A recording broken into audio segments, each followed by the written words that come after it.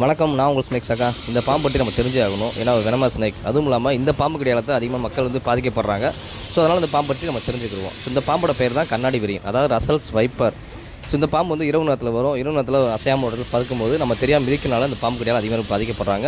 அதுவும் இல்லாமல் சில பேர் இது மலைப்பாம்பு அப்படின்னு நினச்சி தவறாக நினைக்கிறாங்க. ஆனால் இது மலைப்பாம்பு அல்ல, இது ஒரு வெனமஸ் ஸ்னேக், அதாவது கண்ணாடி விரியன், ரசல்ஸ் வைப்பர். ஸோ இந்த பாம்பு உஷ்னு ஒரு சத்தத்தை இடம், அதை பார்த்து நம்ம தெரிஞ்சுக்கணும் இதுதான் கண்ணாடி விரியன் பாம்புண்டு.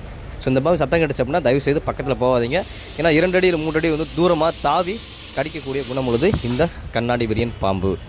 இந்த பாம்போட சத்தத்தை லேசாக கேட்டு பாருங்கள், எப்படி எவ்வளோ ஆக்ரோஷமாக சத்தம் விடுதுன்னு பாருங்கள்.